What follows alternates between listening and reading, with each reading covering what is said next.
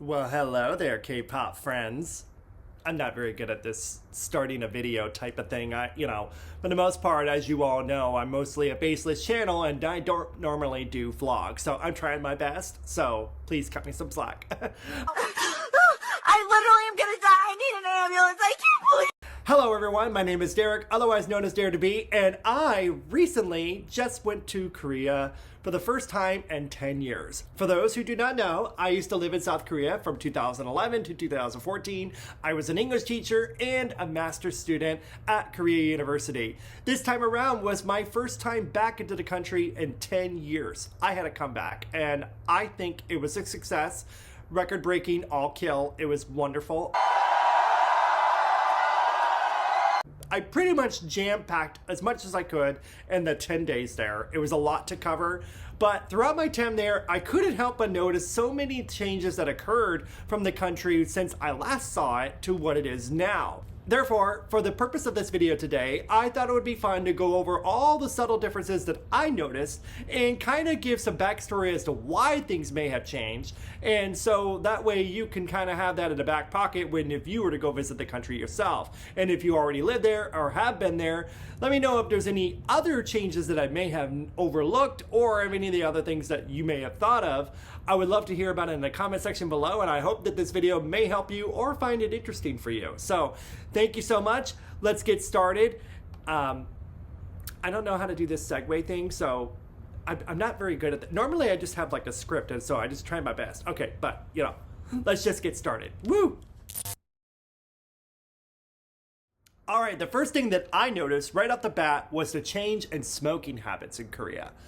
When I lived there 10 years ago, smoking was everywhere. I mean, it was like in my hair, in my clothes. I mean, it was just a way of life. I had friends that pretty much picked up the habit because it was so cheap. I mean, it just was basically, something that you couldn't get away from. Nowadays, smoking is no longer allowed on the streets. You can't smoke within doors. It is forbidden against the law. I welcome that, honestly. On top of that, there's definitely been a shift in vaping culture. That seems to still be allowed because one of my Korean friends was vaping and had no problem blowing it right in my face. So, not exactly nice. Oh, no, he didn't. I was quite surprised to see designated smoking areas, essentially like walled off areas or done with shrubbery. I even saw this one where there had to be like 100 Koreans all smoking and vaping in this area at 10 a.m. on a Monday. I get it. It's stressful for a Monday working life, but I was, quite surprised that these things were more prevalent. What I have noticed through my research is that in January of 2015, South Korea has completely banned smoking on all bars, restaurants, and cafes regardless of size, including any smoking rooms. Any spotted smoker must pay fines of 100,000 won and up to 5 million won on shop owners not obeying the laws. It's because of that law that was a drastic change, which interestingly was implemented right after I left, but again, I welcome it. The next thing that I noticed was the takeout versus dine-in culture in Korea. This was a little bit more alarming, the fact that when I was visiting different coffee shops, they would ask me if I was staying in or leaving, and particularly, I would be of the type that I would, order it to go, but I may somewhat stay there for a minute just to wait for my food or something, and then I'll leave the establishment with my to-go container. Well, that was a culture shock for me because I was scolded multiple times that I would have a to-go container and I had not left the establishment yet. I mean, it was like, why? Oh my God, I'm gonna leave. But they were very adamant because apparently through my research, there is a 2018 law now where Korea is basically trying to do it to reduce waste. I have a funny story. One of the coffee shops that I went to, I was looking at the different offerings and I had asked the lady, what does bangtan coffee mean, or bulletproof coffee? And she's like, oh, well, if you take it, then you're gonna have to go to the bathroom very quickly. And I'm like, oh, well, thank you for letting me know, but I really don't have time for that right now. I have places to be, so I appreciate the forewarning. The next thing that I noticed was that there were a lot more English menus. And with that, there was a lot more tourists, there was a lot more foreigners. I was kind of surprised. I welcomed the entire thing because when I was there was a lot less of us. You know, obviously I was still a minority there, but I learned the language to be fluent in restaurant. I did definitely welcome the fact that they were being more accommodating to foreigners. Now, on top of that, I did notice a lot more kiosks at the restaurants. There was those type of kiosks allowed the translating of having English menus on top of that. All of that ordering experience, instead of screaming "Chugio" the whole time and pressing bells, was also a change of pace for me. But all in all, I mean, it made things a little bit more efficient. Typically, when you went to barbecue restaurants, the staff there was also helping to cook your food. I thought that was a little strange because, funnily enough, back then, I always thought it was such a lawsuit waiting to happen when you would just allow people to barbecue at the table and then, you could just burn down the restaurant. But here we are. Now the staff is kind of keeping an eye on it to make sure you don't F it up. So I appreciate that, but it also, I think, forces your table to move faster and all of that kind of stuff. So it was a little jarring because it was a Wild West back then. We were just like raw dogging it back, doing it all ourselves. And now everything's a little bit more organized and gives the staff more, intimacy at the table to say like, come on, let's move, Bali. So I don't know. I felt like it was in one way a good thing, and in another way like, oh, okay, thanks. All right, thanks. I shall be going now, so bye. The next thing that I personally noticed was the implementation, the European style of break time in the day from restaurants being closed from about 2 to 5. I really don't recall that at all back then. That approach was new to me, but, I can understand that it gives the workers, time off to get other important matters done through the day. But when you're a hungry person like me that's always like starving and ready to rage at any moment, that was kind of an inconvenience. So I was kind of surprised that the whole thing, from my personal research, it came to me that I believe this stemmed from a 2018 law that was implemented. Essentially, the Labor Standard Acts that reduced the weekly working hours from 68 hours to 52 hours. At the same time, when I have an inner fat girl that's raging, I have to find other means to accommodate her. And when things were closed at the time that I had her, becoming a raging bitch, it was kind of inconvenient. I don't know what to do. The next thing that I noticed was the advancements in toilets there. While this may have more to do with the places that I stayed, I was quite, taken back with how high tech a lot of them were. They had buttons and crazy things going on the side. It was very Japan, because when I lived there, a lot of times the toilets were, old and in the ground and, not as advanced as things were. But don't get me wrong, in some of the public spaces, you did still find those questionable ones with the stick of soap and the, where you have to stroke it and, get yourself all, clean. That makes you feel like, am I getting clean? I don't know if this is really uncomfortable in a public situation. So call the police. Those things still exist, but for the most part, toilets were quite advanced. I was like, okay, Korea, I see you. Another thing that I noticed, while this may not be a surprise to a lot of you, is the acceptance and prevalence of K-pop in the country. While, yes, of course, K-pop existed, it definitely was still kind of niche and only really was popular amongst the younger generation. The fact when I was living there, I was kind of an anomaly that of a foreigner loving K-pop.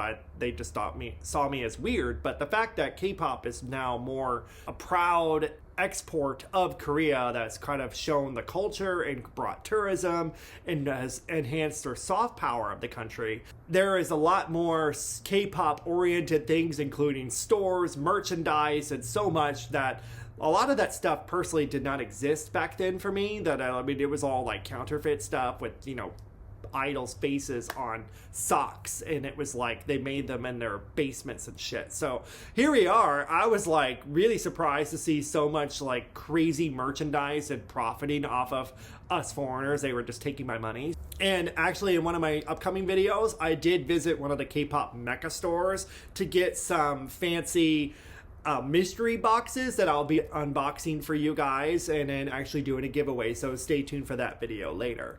And while you're at it, before we get to that, please also don't forget to hit that like and subscribe button for me. I really appreciate all your love and support. I have to do what I can to hoe myself out on here. And so if I have to hoe myself to get a like from you guys, then please give me that attention. One of the other things that I did notice while I was there is that there's an entire street called K-Pop Star Road that had a dedication to Idol's second gen. It really made my second gen heart happy. I guess this was implemented in 2015, where they paid tribute to all of these groups that brought the notoriety and fame to the genre in the last 10 years. And so this Apgujeong Rodeo Drive had all of these second gen artists, that some third gen as well, that I was like super excited to go see. Even just the touristy stuff that it came with K-pop, I was even having fun with the photo card makers. Like, those were not a thing back then. But well, not to mention that photo cards were few and far between, if they even existed. I don't even recall them existing back then. But I even got photo cards made of myself. That's kind of fun. Like, aren't they just adorable? But I don't know. I never seen anything like that. I appreciate it as a fan to make my own, and I was like, yes, come back, please. I have my own teaser photos, and winning, if you ask me. One other thing that I personally did was a tour of the SK Tower, where you do the T.Um Tour. It's kind of like a technology tour. I did this in 2014 when my dad visited, and then I did it again in 2024. That particular tour was very different. I'm not going to give too much of the details to spoil the tour for you, but essentially in 2014, the concept of the tour was essentially 10 years into the future.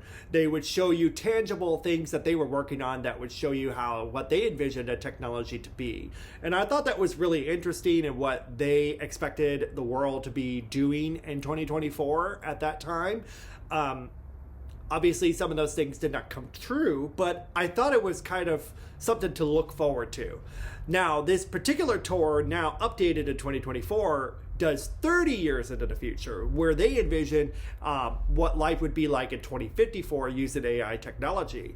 I'm just going to let you know that after that tour, I really don't want to live to 2054. If that's what they think the world is going to be like, I want no part of that. I'm concerned for my own safety because it looked like an apocalypse. Like, no thank you. No thank you. No ma'am.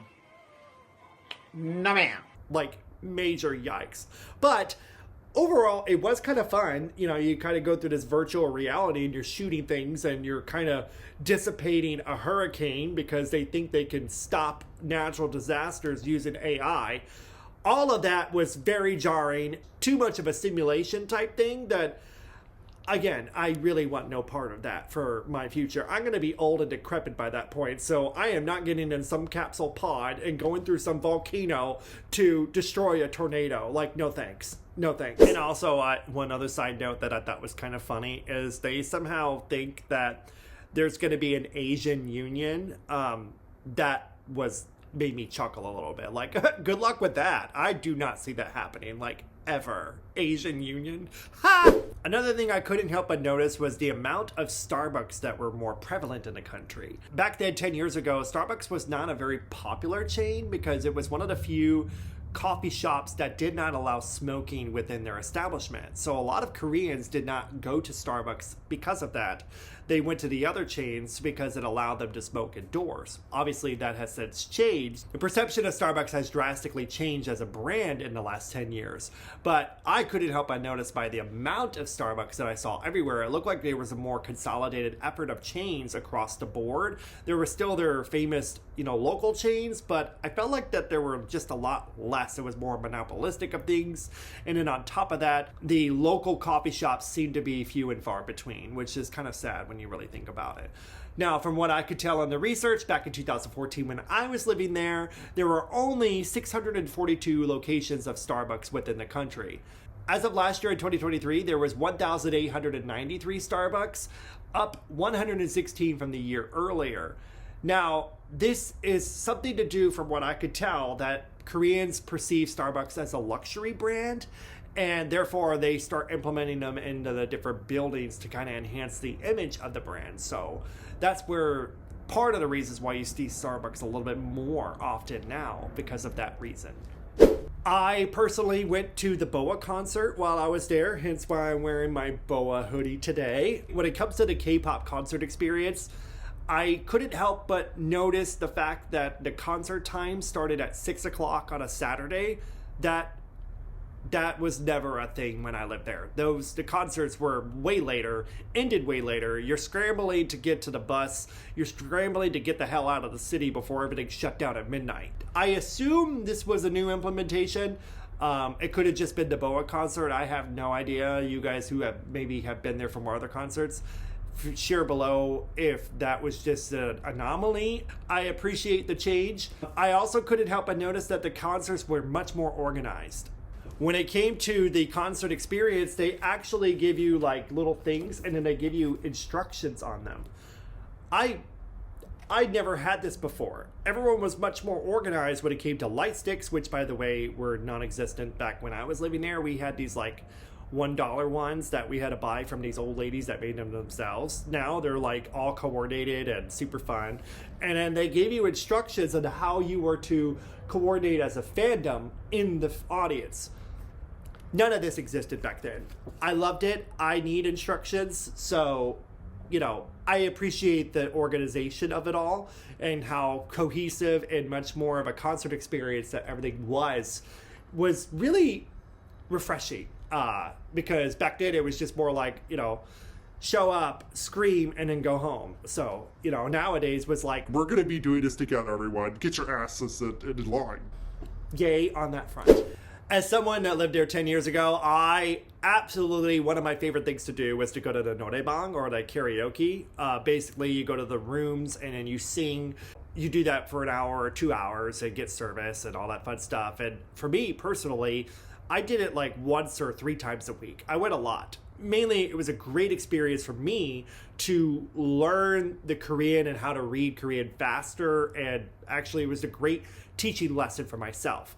10 years later, the Norebang experience, there's these new things called coin Norebangs, and I welcome them. I mean, you don't even have to spend an hour or 2 of your evening. You could just do these things and do like 5 songs or 30 minutes and get a much more condensed experience. All of that was very much welcomed.